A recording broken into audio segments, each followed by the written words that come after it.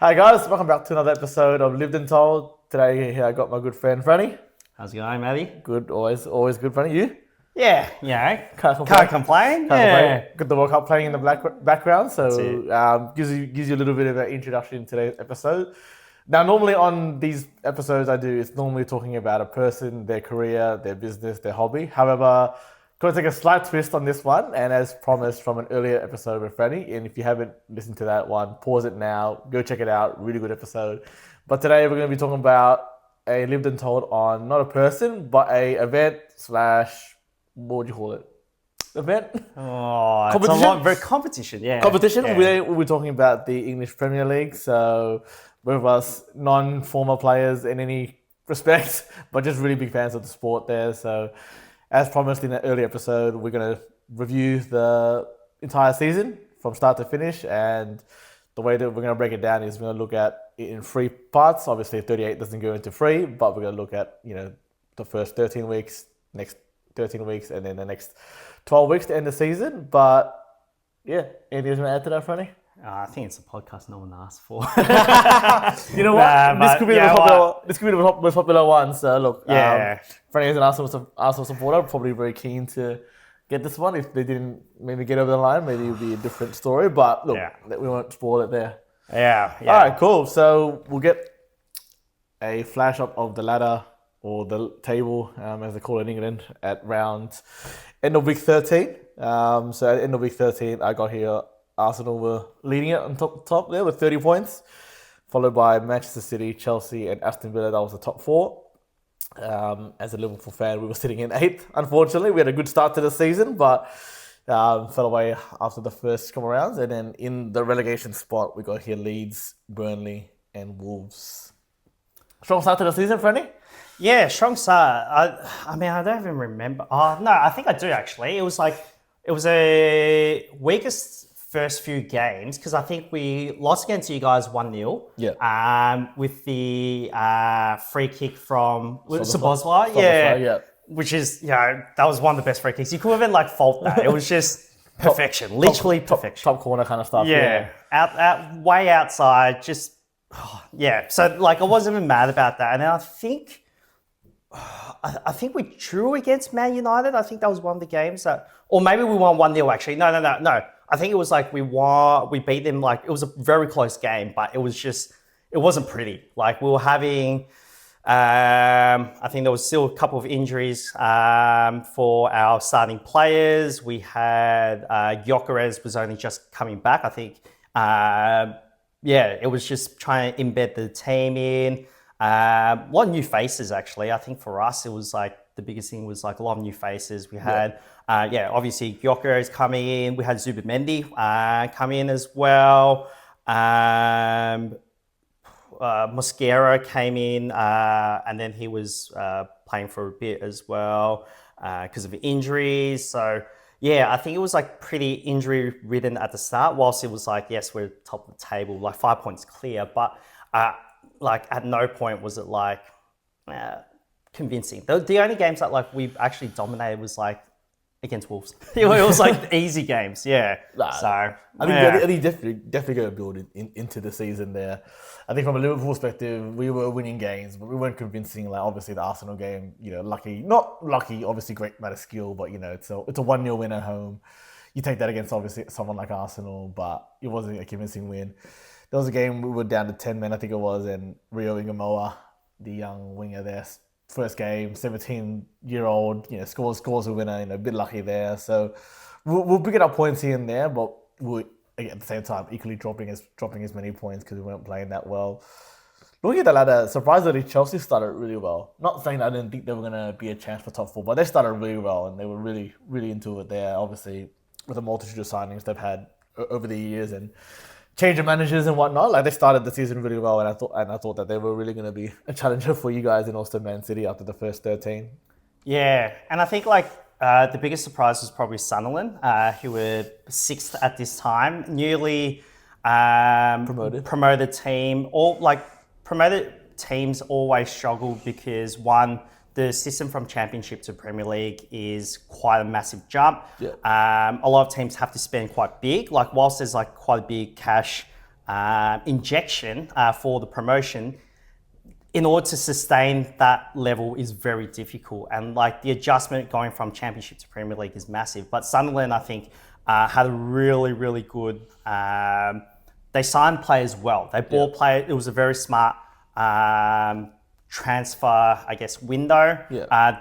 My favourite signing that they had was obviously our ex-captain, Granit Xhaka, who was at that time captain of Leverkusen as well, and they went undefeated for the season in the Bundesliga. So that was a really, really smart signing, and I think like straight away he just injected that. You know, it's the winning mentality, it's the experience that you need in the Premier League, and he's a Premier League player as well, or like Premier League experience, which is always that argument for any signings. Yeah, 100%. Got to get that the knowledge of the league, and I think when we talk about the knowledge of the league, it's just about what it takes to play multiple games a week generally, or for some teams generally, or getting through those hard slogs, and they talk about the winters over there. So being able to get that leadership is super valuable for them, and it shows the first 13 games of the season. Yeah, and I just thought I'm just looking at the fixtures as well. That.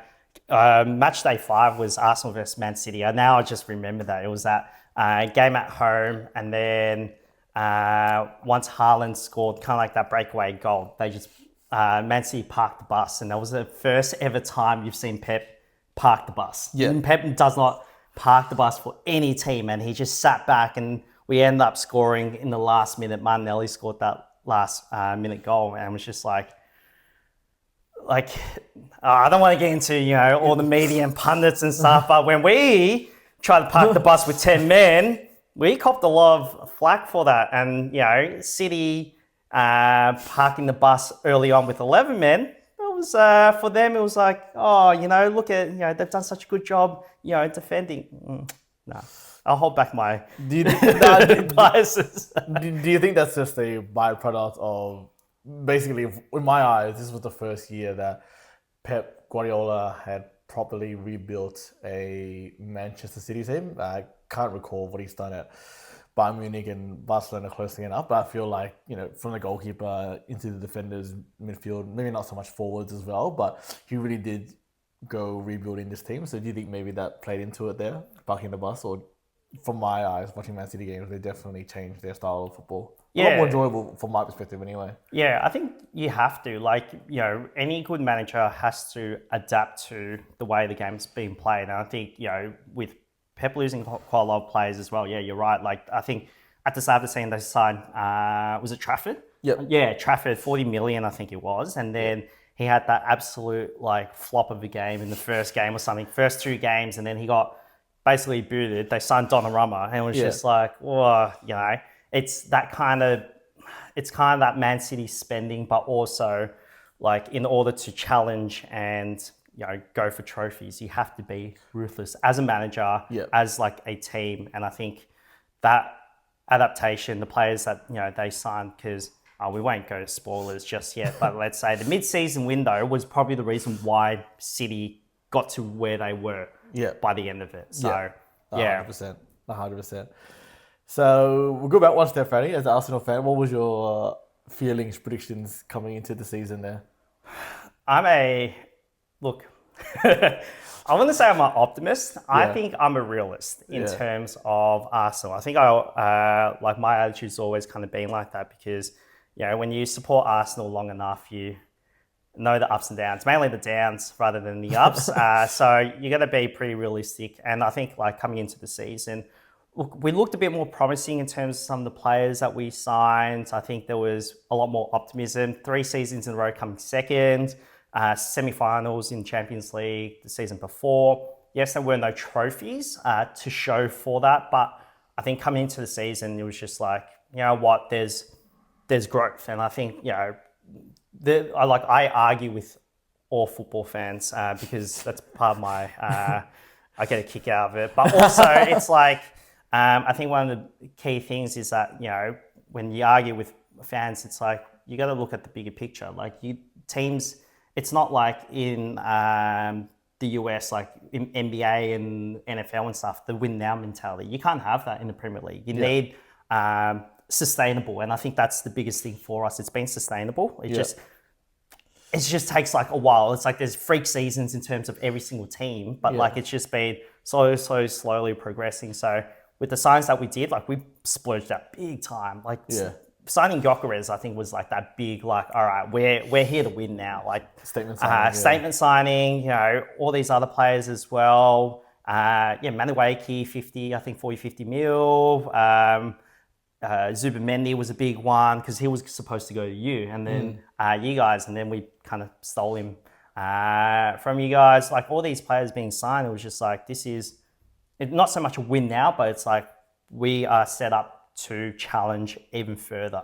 I think I was like quietly optimistic. I was quietly thinking maybe we've got a chance of winning, but I don't like to get too excited because I've been burnt last 3 years. So the start of the season, did you predict Arsenal to finish top? I thought at least top three. I think at least top three. Like our biggest problem is always injuries. I think the injuries in depth. And I think that was like the thing that happened last year. We were missing a lot of key players at crucial times. Challenging for the Champions League that far in as well, obviously, like hampers your ability for the Premier League. So, I think top three. I think winning was obviously like you want to win, coming second twice in a row by that stage. But nah, I think you see Liverpool play and you're like, they're still ahead. So deserved winners. Turning attention to the bottom part of the league, who'd you have going down at the start of the season? Was it just the default, the three teams they got promoted, or? I think Burnley, definitely. I wasn't expecting Wolves, actually, because Wolves has always been pretty decent. They've got a good home record. Good team. Even their results, if you look at the results, I think they lost by 1 goal and stuff like that. They weren't losing badly. They were actually very close in it. So they look better than what they were result-wise. Leeds, I think probably expected. West Ham and Tottenham, definitely not. Tottenham I didn't expect. Tottenham was that. By then they already sacked the manager, I think it was. Because they went with 6 games with Ange and then Aussie Ange. See you later, Ange, and I don't even remember who they went next, but it was pretty bad. I think it was the Italian manager, the one that worked formerly Inter Milan, I think. But that didn't last. I mean, obviously it didn't last the full season either. No. And then Forest, I think, was a big surprise too, because they spent quite a lot of money and they're a pretty big squad. So that would be a surprise. Well, and by then Forest had Ange as well, didn't they? Forest had Ange a little bit as well. There you go. Aussie Ange getting around the different Premier League teams, and hopefully we'll see him back in the Premier League again. Hopefully one day. Fingers crossed. Hopefully he gets his third chance.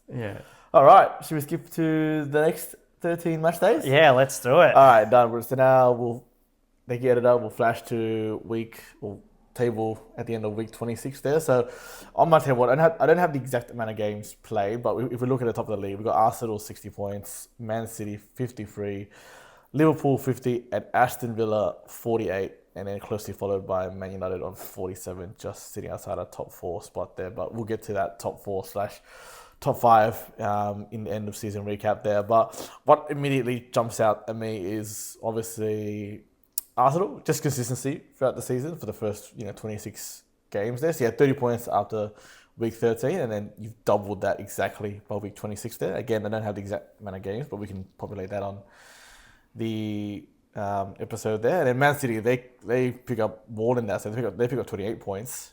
So they kicked off since the end of the transfer window. And obviously Liverpool, as a Liverpool fan, obviously we did really well as well. We kicked on a little bit. We got 29 points compared to the first 21 after 13 weeks there. So it never really felt from a Liverpool fan we were really in the title race. 10 points is, not insurmountable, but it just felt like, with 12 games to go, we weren't really going to close that gap, especially with Man City ahead of us as well. And then if we go to the bottom 3, bottom 4 there, Wolves still anchored in last. And I think at that point, it kind of looked like, they're going to go down.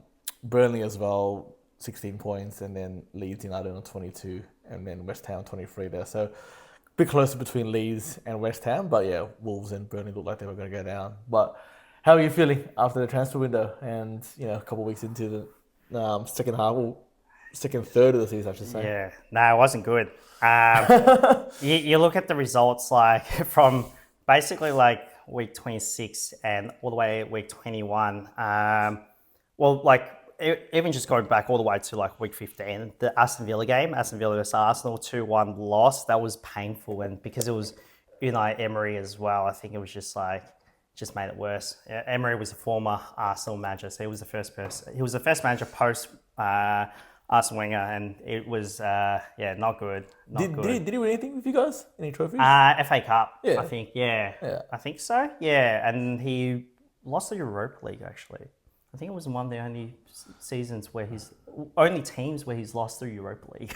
It was with us. Like these guys are Europa League like specialists too. It's the Arsenal case. It's the Arsenal way. Yeah. But yeah, this time was like the gap actually started to close in quite a lot. So we had quite a big gap, and then the January side we went down big time. So we had a draw against you guys, Liverpool, nil or draw against Forest. And this is where like we're starting to look a bit shaky. No goals scored, 2 games in a row. It's like, okay, what's going on? 3-2 loss against Man United at home. That was a painful game. That was like, I'll tell you the context, okay? I work with a lot of Man United fans. Yeah. They're insufferable. And they say I'm insufferable, but trust me, they're the most insufferable fans. Like the most talk for someone, for a team that's done even worse than us, to be honest. Over the last 5 years. Over the last 5-10 years. So they were piping up big time. It was like they won the league. So you know what? They played well. We played just crap, and it was like really disappointing. And we also drew 1-1 Brentford as well. So it was like kind of that changing time. Man City signed a few players. They signed Semenyo. That was a great signing. From Bournemouth, yeah. Yeah, from Bournemouth. And by then, Semenyo was like one of the top goal scorers in the league. So he was already in form, signed with City, continued that form. Yeah. They signed Mark Gahey as well. Oh, Mark Gahey. Yeah. Because he was supposed to go to Liverpool were heavily into him. I think, I don't know, it was the transfer fee. I think the transfer fee at the end of the day, they couldn't agree upon between Liverpool and Crystal Palace for their captain at the time, Mark Gahey, and then Man City, as they do, very, very shrewd signing, very good signing. They signed him in January and slotted straight in and won a few trophies along the way. Yeah, that was like, I think City spent they did spend quite a bit during the summer transfer window, but that winter one, is where they normally sign the big players to strengthen their second half of the season. Those 2 signings pretty much got them like closing the gap big time. So that was like pretty scary. Seeing Semenyo get signed was just that was hard. They hit the ground running against. They hit the ground running both of their signings. So very, very good signings from both of those players. Much needed as well, I think. Much needed, yeah. Because I think like they were lacking, or they had quite a few injuries as well. They were lacking that attack and defense. They were missing quite a lot of players too. Yeah. For them to sign both of those players, it was like massive signings. What's that? Oh, sorry, you guys ready? No, I was just saying, I wonder who else they signed. No, that was it. Yeah, those 2 signings. What stands out to me, without having a dig at them, is definitely Chelsea there. So Chelsea, at the end of the first 13 games, with 24 points.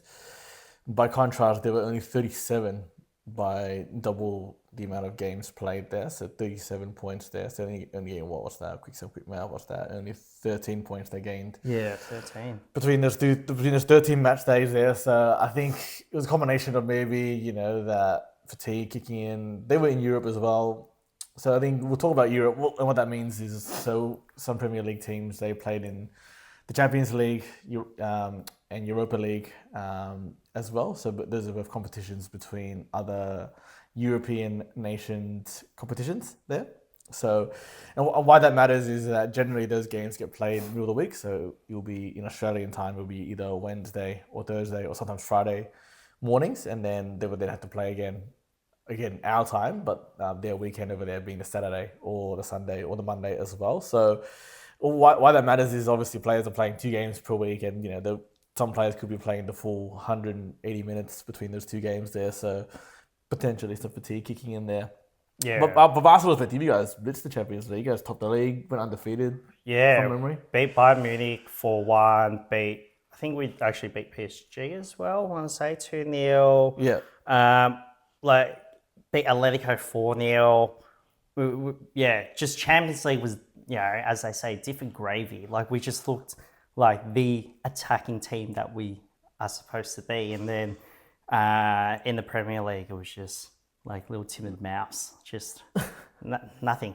No bite, no bark, nothing. I think, I think, from a Liverpool perspective, I think we were playing pretty well in Europe, especially at home. Like, at home, we were picking up some good points. Away, we weren't doing as well, which is probably not to be expected when you go into, obviously, a whole different country, different time zone, different climate, different pitches, etc., etc. Look, it's not an excuse. Still, generally the same pitch dimensions. It's still grass at the end of the day. But for us, we were just kind of happy just to make the top half of the Champions League and not have to play those extra, essentially playoff games, really. Yeah, and I think going back to the Chelsea one, I just pulled up in terms of the players they signed. They spent a lot. It is probably the easiest one. Liam Delap for £30 million, João Pedro £55 million. He was probably one of their better signings. Yeah. Jamie Giddens £48.5 million. He was a flop. Hato £35.5 million. He's been pretty average. Steve Yao, $29 million. He was probably one of their best players as well. Which is crazy because he was like 18-year-old signing from Brazil. Garnacho, $40 million. He's probably scored 1 goal and then thought he was like top of the world, sitting on the little sideline thing. Former Manchester United player. And I think you could kind of see Man United also climbing up as well. So 26 points gained from week 13 to week 26, and that's when they sacked. What's his name? I forget his name. The Portuguese. Amorim. Ruben Amorim. Yeah. So it was pretty funny because they have some good games and then they just look like themselves. Oh, you know what? I want to shout out to them because they lost to Grimsby Town in the League Cup. Yeah, so losing Grimsby Town on penalties, and they're a non-league side. So just to put context to it, a non-league side they're a semi-professional side. So you've got the Premier League as the top league. You've got the Championship as the second tier. You've got League 1, League 2 as the third and fourth tier. And then anything below that, so the conference, the national conference, is considered non-league or semi-professional. Grimsby Town is part of that. So these guys are, they've got part-time jobs. So for those maybe in Australia listening and not understanding it, would it be like, for example, an AFL side like a Collingwood or Essendon or Sydney Swans getting beaten by like a local team, really? Yeah, pretty much or even below VFL side, or like NPL. You have the I think the Australia Cup where it's like you got the A-League teams playing the NPL teams. Don't even think about it as like NPL. Think of it as like tiers below the NPL. So like maybe like NPL 2 or 3 or whatever it is. Like these guys actually have part-time jobs and they beat Man United. Ruben Amorim, that Manchester United, former now manager, he wasn't sacked directly after that game, but I think that's probably seen as like the final nail. In the coffin potentially. Yeah, it was like accumulating results. Yeah, and then they had Michael Carrick, their former player, on legend. as legend really.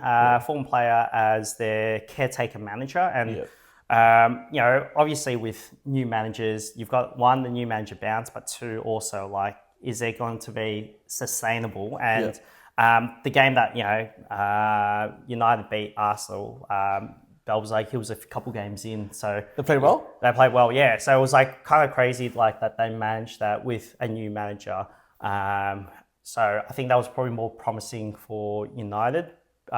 Bit of alarm bells for Arsenal. But yeah, like it's pretty crazy. Like with the upturn in terms of United, But mind you, they weren't playing in any other cups, so they had a lot of free time. They didn't no have, mid-season. they didn't have the European competitions to contend with. Yeah. Not even the English cups as well. They got knocked out straight away. Thank you, Grimsby. Yeah. But in terms of, I guess, love for the mid-tier teams there, like Sunderland, who started really well, they still maintain their European qualification spot there. Brighton, they're always very consistent. They play really good football. And even Bournemouth as well. So obviously, at match day 26 or end of week 26, I should say, they were still top half of the league. They've lost they're arguably their best player, their most creative player there. So they still it was an interesting flashpoint for them, and obviously we'll show the final table at the end of it. But it was an interesting flashpoint for them. They were top half of the league. Where were they going to end up with as I said, the best and most creative player? Yeah, but they lost even more players than that. They lost Semenyo during that January window. They lost Kirkes, who was their best left back, to you guys. They lost Boyson, their centre back. And so the whole, and then the other centre back, I think, I forgot who it was. But they also lost him. I think they lost quite a few other players as well. So it's pretty much think of a brand new squad playing for them and churning out these results. The biggest difficulty with the mid-table clubs is that you almost have to be a selling club. So in order to sustain the level, you have to sell your best players for a high price, so that way you could sign potentially a younger player with potential, and then kind of go through that process again. So it's very hard to keep these players when you can only offer so much money. And when Man City come knocking on your door, they're offering $300,000 a week on wages. You can't really say no to that. Yeah, 100%. You're the maths guru here, Franny. So try to explain it to the viewers there. So there isn't a salary cap in the Premier League per se. So in sports like AFL, the NBA as well, there's a salary cap where what that essentially means is there's X amount of money. So let's just say 1 million for the ease of example. You have a roster of players between 1 and however many there is on the team. And you can't spend over that $1 million unless you're in breach of the cap. And there are probably, consequences either to the club financially or, with their points on the table or whatever. But how does it work in the Premier League there? The Premier League has, I think, they've got FFP, so I think it's FIFA financial fair play rules. And that basically just means that you can't spend above your means. So if you have money coming in, you can basically just spend that much money coming out as well. So you're kind of restricted in that sort of sense. There's no salary cap. There are ways to go around that as well. Looking at you, Man City and Chelsea, I know what you do. You go sell your buildings and claim it as, it's a profit. So and it gets even more confusing because they count it as pure profit. So players that are in the homegrown system, in the academies, and they sell, they're considered as pure profit. And all that means is that these clubs have spent $0 on the players. They sell for X amount. That's pure profit. There is all the money can then be spent back into players. So teams like Chelsea, they've got so many players in their academy. That's how they can spend upwards of $300-400 million a season, because they sell players, but they sell players on pure profit. So there's all these different ways of navigating around this pay system. There's the one word that I love seeing around for a while, being a maths teacher, was amortization. Basically just splitting the costs over a certain amount of period. So if it's a player being signed for a 5-year contract, let's say he was spent 50 million. So amortization just meant that on the record books, it's 10 million every year. So it means that you kind of spend less on the books per year, spread across the 5 years. So there's been all these accounting tricks and stuff for teams to get around that, in saying that there are also teams that still get called out and they get penalised, like Everton, for example. There's no salary cap per se, but there are rules against spending too much, because like the worst thing that you have is that a team spends way too much money, then they get relegated and then they fall, and I think that's the prevention of that. But realistically, I think it's more so just like trying to stop those big teams. Or like the teams with cash injections, like Man City, Newcastle United, Chelsea, spending way too much money and then not, selling back their players and stuff. Yeah, exactly. So is it, in a nutshell, obviously there's nuances that you mentioned, they're very important, but it is essentially, however much you make in a season, whether, through television right deals, your sale of players, your sale of merchandise and whatnot, that equals X amount, and for a certain period of time, a year we'll call it, you can't spend more than that amount. Yeah, pretty much that. Yeah. If we were to dump it down. Okay. Yeah. How are you feeling about the league now? You're 7 points clear at this point. 12 games to go.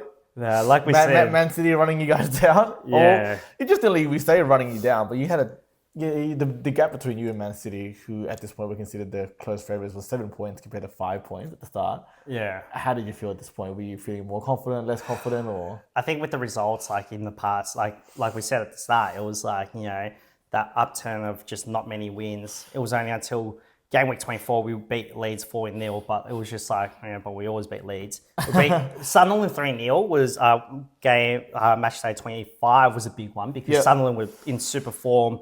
We absolutely smashed them off the park. And I think Sunderland, the game before, I think they played someone big. They played someone like one of like the top teams, and they managed to beat him. I don't want to say. I don't want to say Chelsea, but Chelsea comes to mind. It could be someone else. It could be us, to be fair. Oh no, that was Burnley. Doesn't matter. No, we'll take that back. But they were looking pretty good, and like the fact that we beat him very convincingly was good, and then and drawing against Brentford right after and match day 26. So it looked shaky, and the word that springs to mind quite a lot is. As you can see here, the bottle. And it's my most hated word that I've heard for the last 3-4 years. So the bottle was definitely the word that was being thrown around quite a lot. And I was getting nervous. All right. Let's flash to the final league table. So we'll insert it here. We won't jump right into the end of season just yet, but we'll build into it there. But let's do the reverse order here of how the table finished. So we got here, the final 3 relegated teams were Wolves, unsurprisingly, Burnley, and then West Ham United by 1 point. I can't remember if goal difference was the difference between Tottenham, who finished on 40, and West Ham, who were the final relegated team on 39 points. But that got really close, and Tottenham, I think, again fired their manager. So they had 3 managers in total for the whole season, 2 fired, obviously, during the season there. Just managed to survive relegation, which would have been a complete disaster for them. Like, for context, Tottenham, one of the biggest teams in, not just England, but I would say Europe. Yeah. They got a world-class stadium in terms of, the size of it, the theatrics of all the lights. I hear the food's good apparently as well there. But it would have been a complete disaster for them to not remain in the Premier League. Well, as an Arsenal fan, how are you feeling into the run-in and their potential demise? I was disappointed. You know what? It was probably the best couple of weeks. Just for an Arsenal fan, having leading the league and then having Tottenham in the relegation battle is like. I don't know how to explain it. You can't write that up. It's like I always think of it as like 2 events that cannot coexist with each other. It's just like it should be impossible. Arsenal, obviously, just to give context, Arsenal and Tottenham are the biggest rivals. Yeah. And probably one of the biggest, I would say, in the world as well. I actually given that they're local rivals, I think the distance between them is probably under 5 kilometers or something like that. Very close. Yeah. And it's always been quite a big rivalry in terms of who finishes on top of the table. When Arsenal finish on top of the table versus Spurs or Tottenham, we call it St. Tottenham's Day. So that's the day that we celebrate when we've officially finished above them. Obviously, it happened pretty early on, so it wasn't really a celebration. But yeah, I think it was kind of insane because, like you said, Tottenham are a big club. They're not a small club. They've been up there for a while. They spend a lot, but to see them perform that poorly, and like it was the same as last year as well. Like they were 17th at the end of last season too. And for them to be in relegation battle, spend that much money, the stadium, 60,000 seater stadium, it's one of the nicest in the world. And just like the memes and stuff coming out thinking, they might be in the championship. Like, I was getting excited. I was definitely getting excited thinking like, imagine them playing like, Stoke or one of those smaller clubs in the championship. Blackburn Rovers or something. Who's the one? Wrexham. Yeah. Imagine Wrexham playing there, man. They'll love it. So it was a good time to be an Arsenal fan. Looking back on it now, if you had your choice of winning the league versus them being relegated, what would you have chosen? Winning the league, of Probably course. winning the league, Yeah, I think it's I don't think you can. As much as I hate Tottenham to a T, you'd always just want to win the league. And in saying that, like I kind of wanted honestly, I did want Tottenham to stay up there only because it's an easy 6 points for us every season. Yeah, easy 6 points every season. Yeah, home and away. And they also take points off City as well. So it's a double win for us. So they can stay in the league if they do that, and they can continue to perform poorly everywhere else. So yeah. For sports though, honestly, I think it's good for them. It's good that they're in it. Yeah, and they can rebuild with a new manager. Next season there.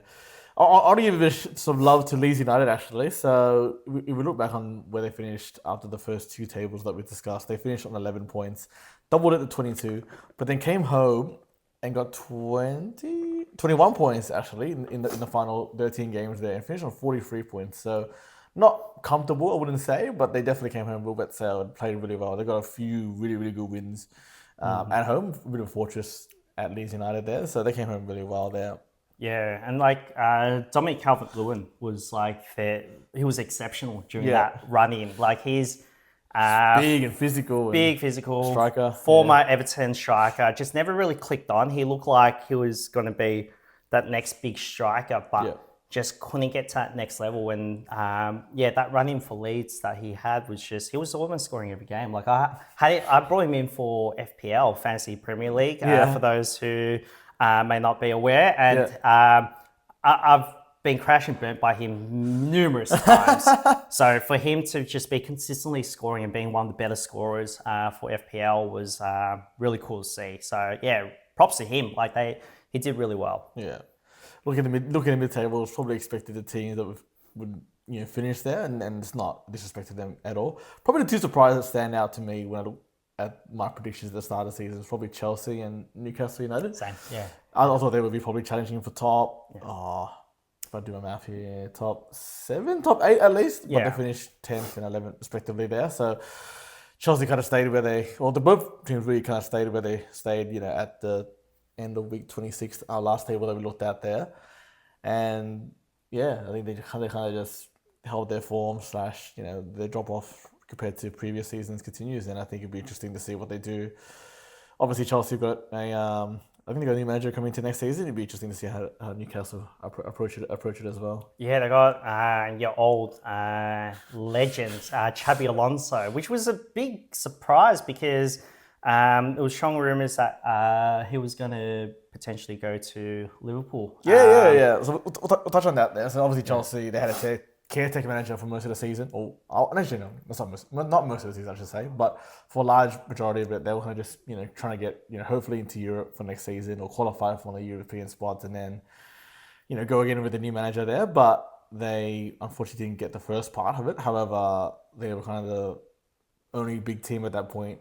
Big team, I should say, with quotation marks, looking for a manager, and they landed on, former Liverpool, former Real Madrid, Bayern Munich as well, player Xabi Alonso, and he managed Bayern Leverkusen in the Bundesliga, which is the top soccer/football league in Germany, so the equivalent to the English Premier League in England there, and he led the team on an undefeated season, remarkably, which is probably doesn't happen very often. No, it's only happened to a few clubs, and as a context, the last time it happened in the Premier League was 2005-2006 through Arsenal, the Invincibles. So. I don't even think it's really happened in the Premier League, to be honest. So it doesn't always happen to teams, but no, that was and I think that was his first season actually as well. First or second season, something ridiculous like that. Yeah, and a lot of players that he developed or they signed have gone on to bigger and better teams. Arguably there, so so he'll be a great addition to the Premier League, and I think Chelsea will do really well. He plays a really good style of football, very very attacking. Unfortunately, so after his Bayer Leverkusen stint, he moved to Real Madrid again. For context, in Spain, equivalent to the English Premier League, but in Spain, of course, Real Madrid, one of the biggest teams in global football. Pretty sure anyone listening to this would know them. But unfortunately, didn't get the result or probably the length of time that he would have liked. So, now at Chelsea, hopefully he'll be given a lot longer. And I'm sure with the young players that they have, they're a very young team. I'm sure he'll do great things there. Just hopefully not against Liverpool. And Arsenal, yeah. And Arsenal, of course, there. Sunderland, the biggest surprises, I reckon. I mean, we'll touch on Arsenal, but I think Sunderland definitely the biggest surprise. They finished 7th, which is mighty impressive. They finished 54 points at the end of the season, coming from, a promoted team. I think remarkable story. Yeah, and I don't know if you or I guess the viewers, listeners, have watched the Netflix doco Sunderland Till I Die. I watched that actually. Yeah, quite depressing a little bit. Yeah, I love that documentary. I've watched all of it, and it kind of made me, low key, Sunderland supporter there. So, seeing them just struggle over and over again, these players, and it was just, they're a big club. They're, what would you call it? They're in the middle of London. Middle of England, in terms of location-wise, Tyneside. Their biggest rival is Newcastle United, and the Tyneside derby, which is Newcastle versus Sunderland, has always been that big blockbuster game for both of those teams. So, for Sunderland to be promoted, be back in the Premier League, and also finish ahead of Newcastle was a very big deal. These Sunderland, I think they were actually a docks city, as in their main source of income is through by the docks and everything as well. So they're working class is what I'm trying to allude to, and being a working class city, especially football is kind of the life and death for them. So for them to do that well, being promoted, huge respect to Sunderland. They did a fantastic job. And you look at the teams that they were ahead of, Brighton, they've been, very much up there in the last several seasons in the Premier League. Brentford, same thing. Chelsea, Newcastle, same goes. Crystal Palace won the FA Cup last season. And I guess by this stage, they actually won the UEFA Conference Cup, which is considered the third tier of European trophies. But to still win a trophy, and mind you, they hadn't won a trophy in 50, 60 years prior to winning the FA Cup and this. So very, very big for them. Ahead of Fulham, ahead of Everton. Forest, these are all teams that they should not be ahead of. I think they were one of the favourites to get relegated. Actually, they're definitely one of the favourites, especially with so many signs that they made that you alluded to at the start of the episode. There, working our way up. 6th, Bournemouth. I alluded to them before to see how they would go post, a season where they kind of had to rebuild their defence at the start. Again, lost their most prolific attacking player in Semenyo to Manchester City there that we talked about. They still finished 6th.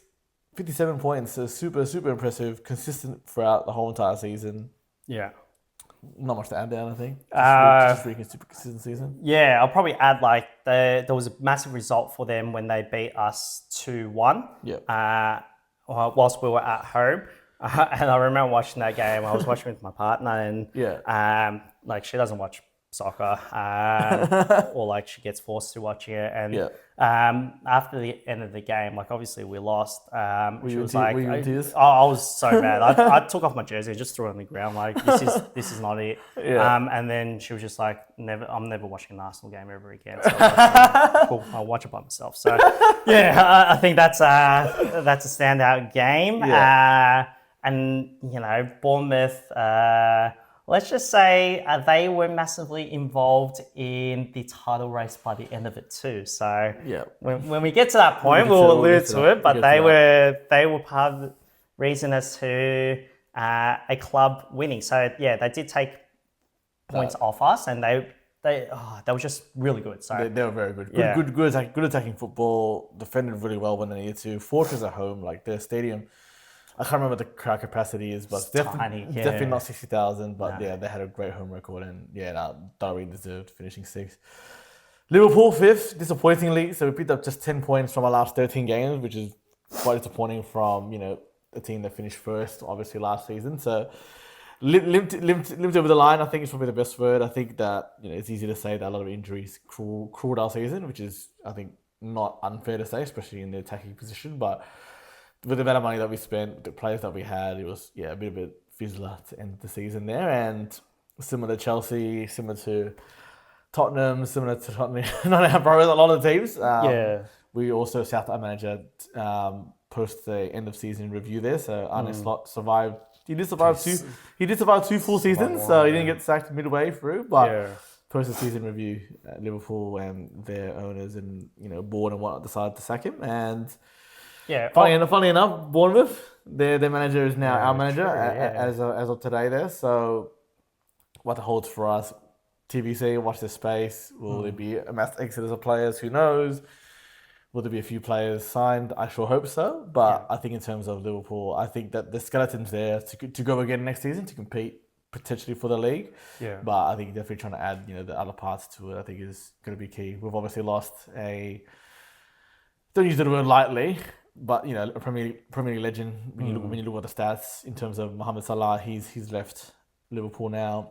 Andy Robertson, our left back, just won every trophy and been part of the pretty much when Liverpool rebuilt and had our successful period. He's also left as well. So two big firm old guys have left now. So like I said, we'll see how we go with our signings there. Yeah, and I probably would add, like, I know it was probably from the start of the season. I think I said it to you and like quite a few other like Liverpool fans, and it's like whilst you guys spent a lot of money and trying to replace players or add like to your team, the biggest loss, like unfortunately, was the death of Diego Jota. And like rest in peace. He was a fantastic player for the team, really good for the morale, and I don't think it gets enough talk in terms of why Liverpool didn't perform that well. And it's like, if you've got a friend and stuff, you played with him, you won the league together last season, and now his past is gone. How, for any, like, not even for Arne Slot, but all the players and stuff, how do you mentally come back from like grief, really? And I think that's really affected the club in more ways than signings and injuries and everything as well. And I'm 100% adamant he's a part of, his loss is part of the reason why Liverpool have struggled, as opposed to injuries and signings not clicking. I don't think that's really the case. I think actually it's the mental part, and like that's probably the thing that isn't really talked about or isn't really mentioned enough, especially even like in I guess like in sports in general, that like mental health and stuff. So I personally think that's probably the biggest thing that's affected Liverpool. And rightly so. I think for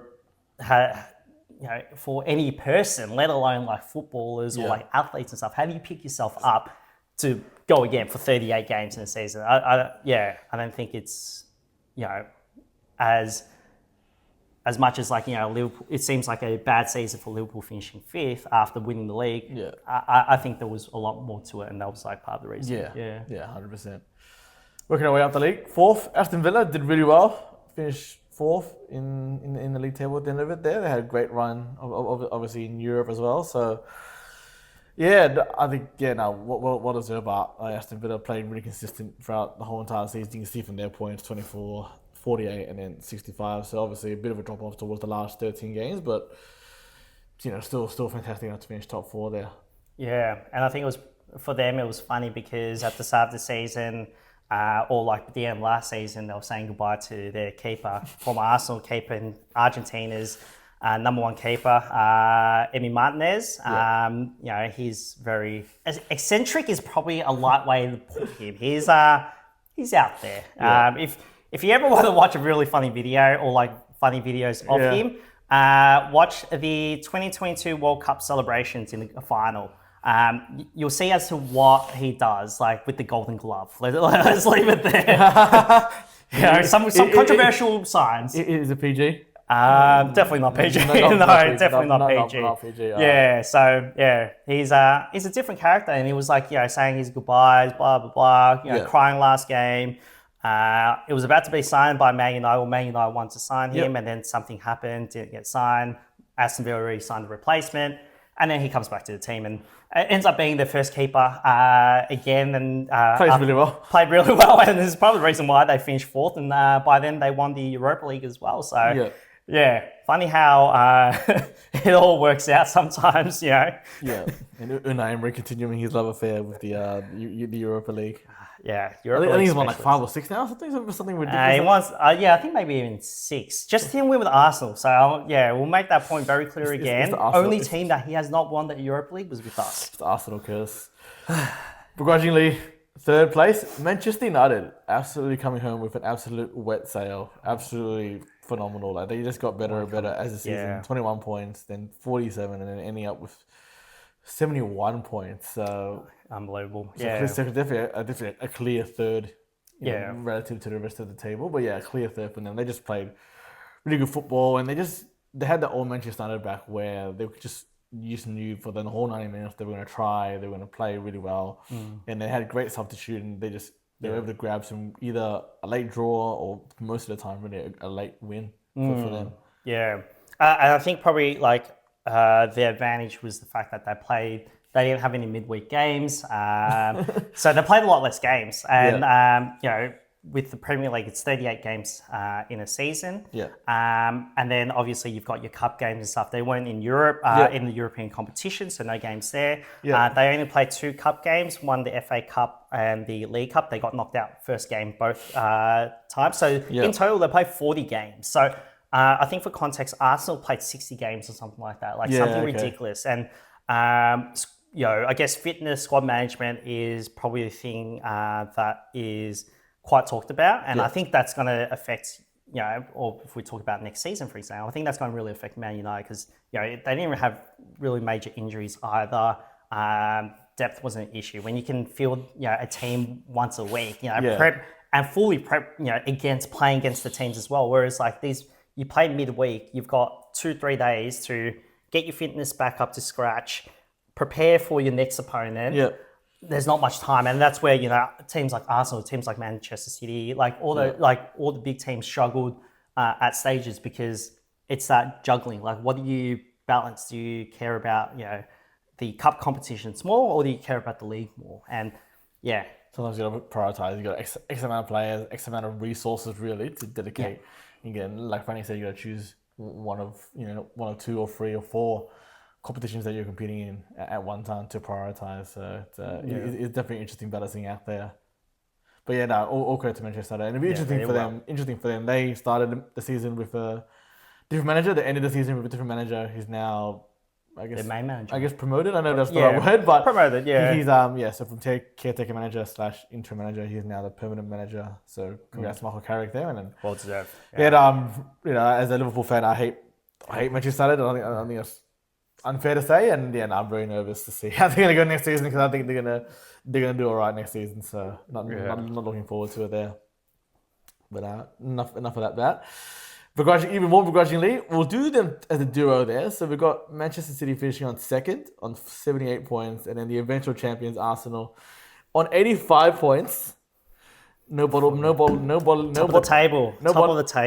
here. I think obviously it looks like a big gap because there's 7 points from Manchester City to Manchester City, or sorry, Manchester United to Manchester City, and then 7 points again from City to Arsenal. But I don't think it's an understatement to say 7 points was definitely not the margin. It didn't feel like 7 points, which is essentially a game, 2 wins and a draw essentially. So Yeah. 3 games in total. It didn't feel like that there, but let's go into the lead in. And as a neutral of Liverpool, being a Liverpool fan and not supporting either team, what it looked like was Arsenal were far ahead, but Manchester City they just picked up a massive head of steam as they generally do through the last 10 years or since their current manager or Yeah.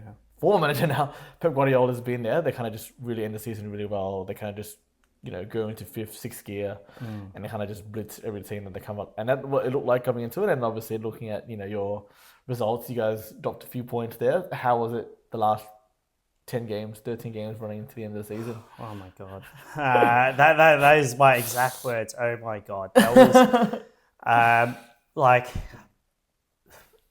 for context, I've been an Arsenal fan all my life, like since I was a kid, and I kind of followed Arsenal pretty much around the same. Like I don't want to say bandwagon, I was a kid, but it was around the same time we were like up there and winning the league in 05, 06. Yeah. So it was probably around the same time. I was a fan, probably a bit younger. See our bandwagoner. Yeah, nah, Thierry Henry, the GOAT. So yeah, like I've seen it all in terms of Arsenal going through the motions, challenging for the league, the Leicester City season where we came second, other seasons where we were so close but yet so far, and it's just like it was hard. It was difficult to be a fan because you knew what it took, and the thing that Arsenal has been lacking over the last couple of seasons is that ruthlessness to win by a goal. Yeah. 1-0 to the Arsenal is the chant that is heard all the time. Back in the 90s, I think it was. I forgot. Oh, I think so. Before Wenger, I forgot his name. Or like previous manager, but yeah, that was the ring that was heard a lot. Looking at the games in terms of what happened, so drawing against Wolves 2-2, that was bad. That was technically game week 31, but it was after the Brentford game where we drew 1-1. Yeah. 2-2 against Wolves and they were bottom of the table. They beat United, I think, the week before as well. Yeah. So it was just like, we can't be like them, and we were. I guess the context, they were trying and save their season. Obviously, we've gone through it there. They ultimately fell short, unfortunately. But they were trying to win every single game, obviously, to try and stay up and not get relegated there. So that probably gives context to it there. Yeah. You guys have been a few games, and then unfortunately you alluded to Bournemouth. And then we lost against City as well, 2-1. And that was probably the moment where I thought, all right, this could be the turning point. I think at that point there was probably maybe 5 or 6 games to go. Yeah, and the gap was like less than 5 points by then. That was game week 33, and Haaland scoring the winner. I still like that game haunts me because it was just like lost to Bournemouth 2-1, lose to City 2-1, and it was just like this is happening all over again.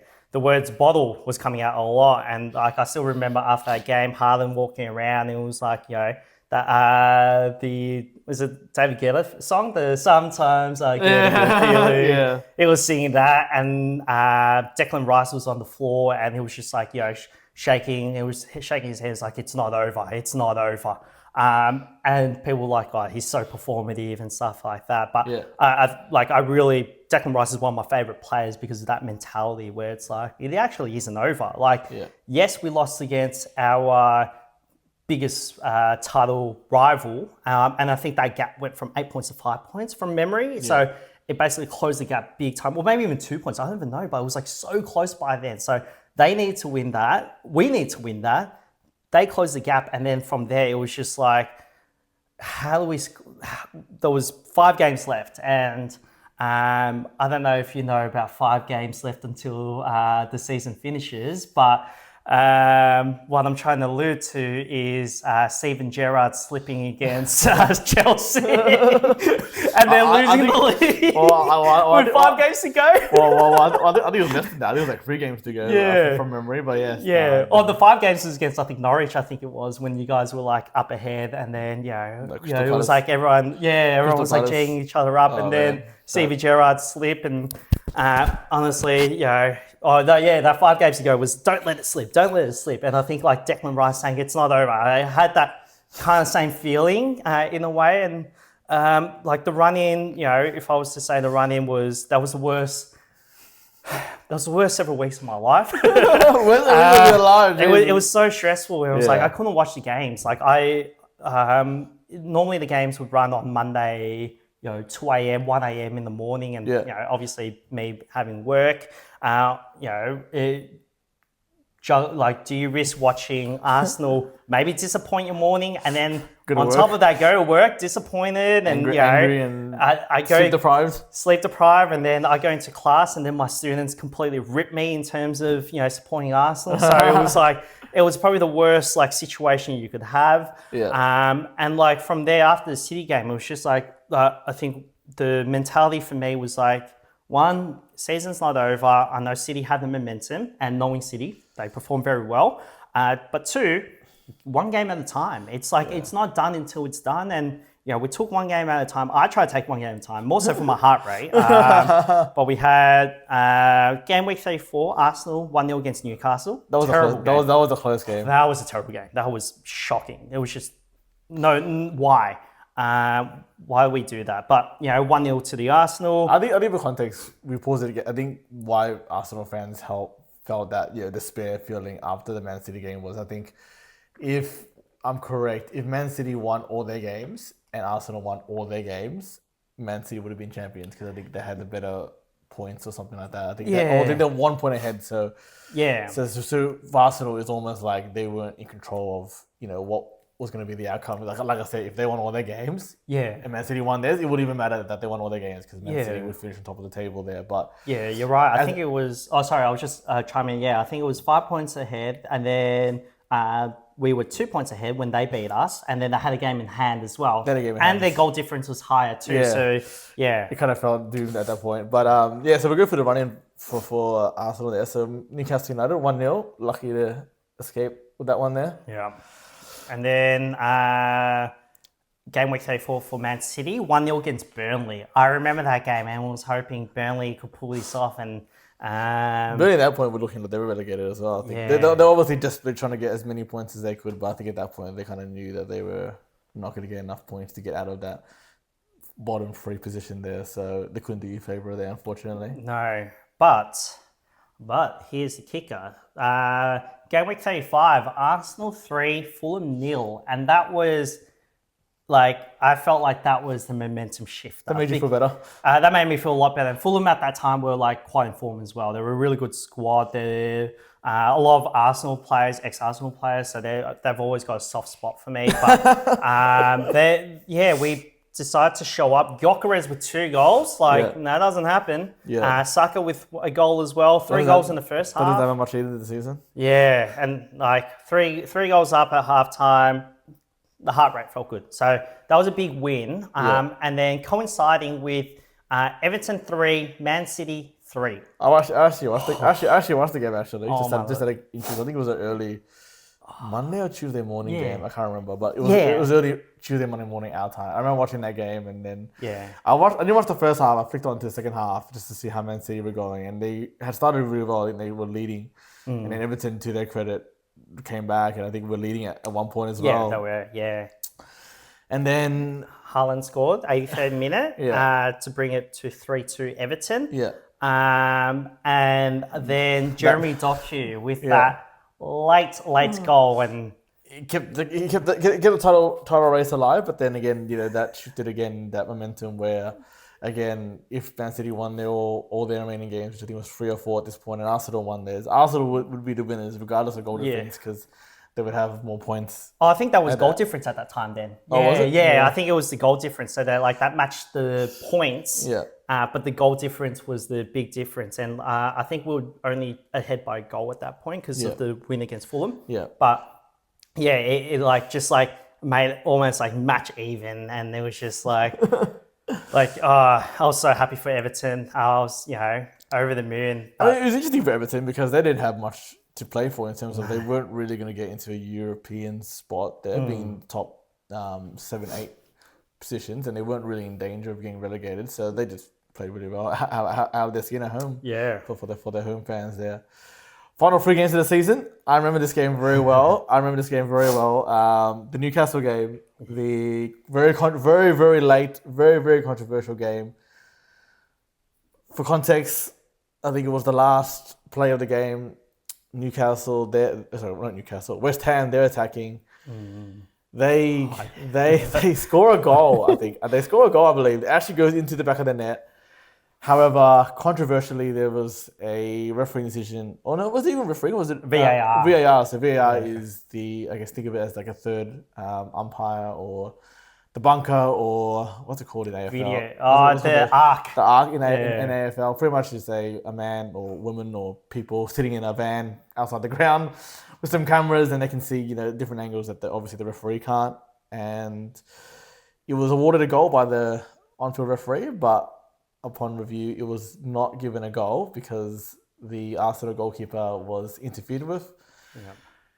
Mate, I watched that. Talk us through your feelings with this one. I watched. It was a late one, wasn't it? Yeah, it was a late one. I watched that game, and to give a bit of context, whenever Arsenal's playing in the middle of the night, I will wake up intermittently checking the scores, even if I don't watch the game. Yeah. We were 1-0 up, Trossard, a third-minute goal, and I was like, 10 minutes left. I'll watch the game. I don't know.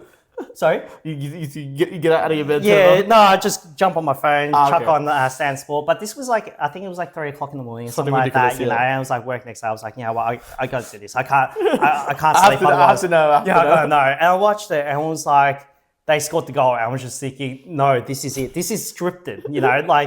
Script writers have been working overtime. West Ham scoring a late minute goal to equalise, which meant that City end up being on top or just having that advantage. And again, essentially, if the game had been a draw, Arsenal would have gotten 1 point instead of 3 points. And then again, like I've been saying, if Man City won all their remaining 2 games, they would be champions, regardless of how many goals Arsenal scored in Arsenal.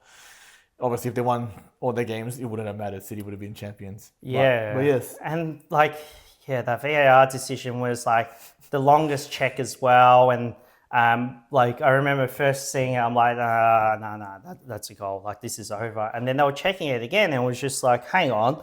You could see David Raya was being held down. There was a pull in his jersey, but that's not really called. And look, this season everyone's been hating VAR. This season everyone's been hating VAR. VAR have been consistently crap, and I will say that honestly. Just with every team, they haven't been that good. Yep. Because it's at the end of the day, they're referees as well, as opposed to a third party like the World Cup. Yeah. And then also with corners, we've been called set piece FC this season. Fair point. But you got to get the corners in order to score. So you know what? Yeah. How about that? That's how we score. So they. Had to check. There was a couple of tugs on the goalkeeper, and I always thought, I was like, nah, that's goal cleared because it's goalkeeper protection. You as a goalkeeper, you are protected over defend the attackers, and yes, there were defenders being attackers from West Ham being blocked back and all this sort of stuff, but it's it doesn't matter because the keeper's being impeded. That's the thing. That's the law, yeah. That's the law, yeah. So it was a clear impeding because his arm was pretty much held down. And Raya's he's one of the best keepers in the league in the last couple of seasons. As a set piece keeper, he's one of the best too. So he claims he's not that tall. He's 185 or something like that. Pretty short for a keeper, but he jumps really high and is really good at claiming corners. So the fact that he didn't catch that was that's a red flag. That doesn't happen. So, seeing that, there was the longest 5-10 minute VAR check of my life. And then I just remember the referee, Chris Kavanagh, coming out onto the field after the check. He's like, After the decision being ruled, the West Ham player number whatever was impeding the goalkeeper, Dave Wright. I screamed. Yeah. I was like, what? This is happening. Like, this doesn't happen. Like, You woke up the neighbours? No, yeah, I definitely did. We woke up the whole neighborhood, but it was just like, how does this happen? Like, yeah, so that was, oh my God, that was, look, I've got an Arsenal group chat like with random Arsenal fans and stuff like that. And everyone was losing their mind. Everyone's like, this can't be happening, blah, blah, blah. And I was just like, wow. Like at that point, it just felt like maybe we actually have a chance of winning now. Yeah. Like this is actually can happen. Yeah. Yeah. So Relief more than anything, right? yeah, that was painful. But yeah, that was me. And that was a lot of Arsenal fans who end up watching it as well. Yeah. Interestingly enough, Man City, they kick on. They beat Crystal Palace 3-0 there, so really routine win for them. Great win in context of the season and at home. Bournemouth, I think we've talked about them 5 or 6 times in this episode now, but they come back to the party on this one. So they play Arsenal, I think at home it is. Yeah. On the second last game of the season. Oh, no, that was Man City they played. Oh, sorry, Man City. Yeah. Sorry, Man City. That's what I meant to say. In the second last game of the season, I think they're home. Yes. For this one here. Yes, they're home. Yeah. And this was probably the moment for you guys. So yeah, I'll probably backtrack it in terms of the game because the game week 37. So this is game week 37, second last penultimate game of the season. Yeah. Arsenal beat Burnley 1-0, and I remember watching the game and was just like. Oh no, I didn't watch the game. I don't know. I'd probably flick through, have it scoring 37th minute. But it was just basically Burnley just sat back the whole time. They didn't even attack, and the Arsenal was just like, we're not going to attack too. Like we don't need to. We're a goal up. So it was just kind of both of that. It wasn't so much that it was like the scoreline is not so representative of the game, but it was more so just like both teams just went whatever. Yeah. So. Yeah, managed to win that 1-0. Well, it was our last home game as well. So obviously winning that game, big crowd, everyone was celebrating that it was the last game of the for home fans, and it was a really good atmosphere. It was really cool to see. Met with Man City playing Bournemouth. That was the day after. Yeah, that was the day after, and I'll let you lead in that one. So from memory for this game, I didn't watch this game, but from memory, Bournemouth took the lead early, and I think it's their last home game as well. So they're winning 1-0 at their stadium. They're fantastic result for them. And then I think Man City through Haaland get a late winner, and it was almost a very much consolation. They kind of knew that even though they scored, it was a very different feeling to the goal they scored against Everton to draw the game and at least get a point out of it. This point out of it kind of ended their season really. I think they kind of had to hope that you guys lost and then they won by a big margin because they had to win and also get goal difference ahead of you guys, and also at the same time hope that in the unlikely chance that you guys would actually lose with knowing how much there was to play for. So that was pretty much it, and it kind of fizzled out a little bit where I think it was 4 points at that point, or I can't remember how much the difference was, but they kind of ended their season really. Yeah, it was 4 points at this point. So Krupi scoring at 39th minute. Yeah. Big fan of Krupi. Hopefully he comes to Arsenal. Build him a statue. Yeah, come on, make that call. Build him a statue. And then I remember tuning into that game because it was just like 1-0 Bournemouth at that time, and it was just like, oh my God, like this actually might be the game that we win. And mind you, like I think me as an Arsenal fan and Arsenal fans alike would think it was going to go down to the last game, and I think everyone thought that too, to be honest. So the fact that Bournemouth were leading 1-0, and then everyone was like, oh, let's watch this. Like we got to watch this game. This game can be the title. If Bournemouth can win, yeah. Yeah, if Bournemouth can win, then that's title done, or Bournemouth can draw. And I remember watching that, and you could just see the wave of attack in terms of City just coming. You're like, this is going to happen. Like Bournemouth actually had 2 chances of winning. I remember. Yeah. I think it was Smith. Yeah. He hit the post, or like just missed, like kind of shanked it or hit the post, and then there was another one where he kind of shanked it. But it was basically 2 opportunities to win and score. And he missed. And it was just like, script writers are doing their job again. Manchester United going to score 2 goals. And Man City going to score 2 late goals. And Haaland scored the first one. And it was a really janky goal. Like, it was just like kind of like all over the place. They managed to score a goal. And it was just like... There was a bit of time left. Bit of time left. I think 1-2 minutes left. And it was just like, this is not happening. It's going to happen again. And then it was just like a bit back and forth. And then the referee called the whistle. And then that's when it was just the sudden realization. It was like, oh my God, we've won the league. We've actually won the league. We thought it was in our hands. And it's like, if it was in our hands, I could not watch the last game. I'd absolutely you couldn't watch it. Die. No. My heart rate would be through the roof. So it was like, I can't do this. So the fact that we won it the week before and was because of City drawing, Bournemouth drawing, was just like, this is... It's a relief. This is relief, And it didn't feel real. Like everyone was... Like, I think I was crying as well because it was just like, this is relief, we've done it. I remember, going to work, I was like, gotta find my scarf, wear it around. Me and my best mate that I work with, he's also an Arsenal fan, so both of us are just walking around like... Just proud. Loud and proud, and people are like, what's going on? Like, mate, like, you don't understand. Like, 22 seasons, 22 years of suffering, and it's all over. It's all over, so... Bask in the glory for another 12 months at least of this.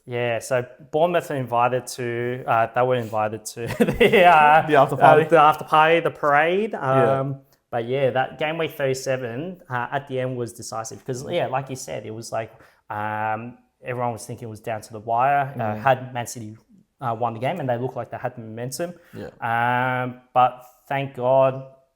Bournemouth were the ones that they took away points from us, and then they ended up taking away points from City. It's a fair game. It runs in ebbs and flows, and Bournemouth, obviously, qualified for a European competition, but also at the same time, had a really big hand in the title championship at the end of it there. Yeah, because I think looking at the fixtures, the last running the 5 games, that was the game that I called it from the start. That was going to be the pivotal game.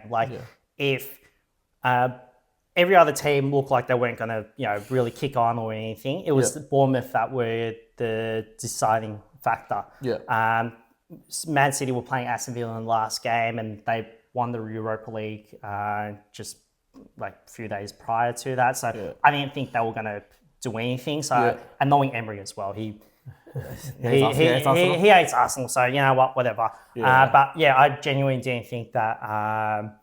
The only team that could take points off was Bournemouth. So that was what I was hanging on to. Whereas for us, it was just 1-0 wins here. And it's just no, this is... 3 points is 3 points, but you tell that to my heart rate.